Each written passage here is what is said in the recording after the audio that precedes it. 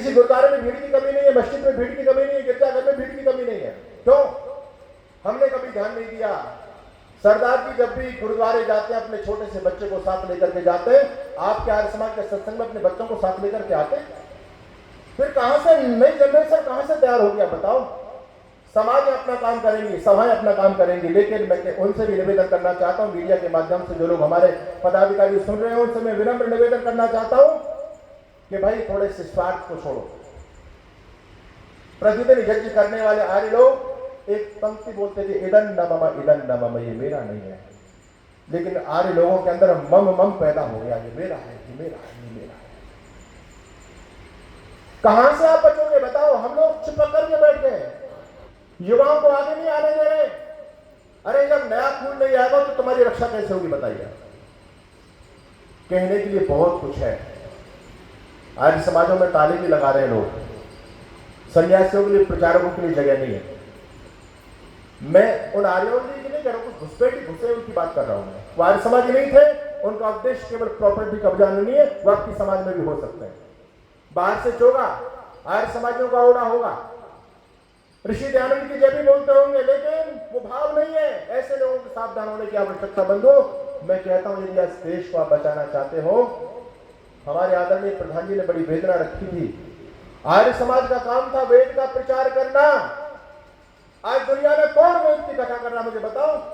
सारे पंडालों से केवल पुराणों की कथा हो रही है, वेद की नहीं चर्चा चल रही है। लेकिन आज आर्य समाजों में वही काम शुरू हो गया दोबारा से। आर्य समाज में वैदिक श्री राम कथा होनी प्रारंभ हो गई है। अरे भैया, वैदिक राम कथा वैदिक हो सकती है क्या? वेद में भगवान राम का वर्णन है क्या? अरे वेद पहले या भगवान राम पहले बताओ? लेकिन आर्य समाज में श्री राम कथा, वैदिक श्री राम कथा हो रही है। सोचने वाली बात है, और हमारे आर्य समाज के पदाधिकारी करा रहे हैं। तो आर्य समाज कभी भी सिद्धांतों से समझौता ना करे। मैं ज्यादा समय के लिए अतिक्रमण नहीं करता। मैं आप सभी का धन्यवाद करता हूं, पदाधिकारियों की भी बहुत धन्यवाद करता हूं, पूज्य स्वामी जी महाराज का धन्यवाद करते हुए बस इतना कहना चाहता हूं कि यदि आर्य समाज का भविष्य अंधकार में रहा तो फिर कोई रतनलाल का बेटा इकबाल बन सकता है। आपने यदि देश के इतिहास को पढ़ा तो आपको पता चलेगा, मोहम्मद इकबाल जिसने गीत गाया था सारे जहां से अच्छा, लेकिन जब वो व्यक्ति अरब में गया तो उसने कहा कि मुस्लिम हम वतन है सारा जहां हमारा। वो व्यक्ति बदल गया। उसके बाप का नाम था रतनलाल। अगर आर्य समाज शिथिल हुआ तो फिर रतनलाल का बेटा मोहम्मद इकबाल बन सकता है। आर्य समाज शिथिल हुआ तो जैनाभाई ठक्कर का बेटा मोहम्मद अली जिन्ना फिर बन सकता है। दोबारा से जिन्ना पैदा हो जाएंगे इस देश में। इनके पूर्वजों को देखो, सभी आर्य समाजी तो थे।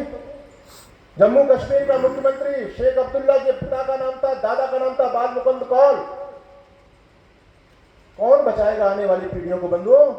और असदुद्दीन ओवैसी जो बार बार विश्व भ्रमण कर रहा है हिंदुत्व को खत्म करने के लिए, इसके दादा का नाम तो तुलसीराम। ये सभी थे।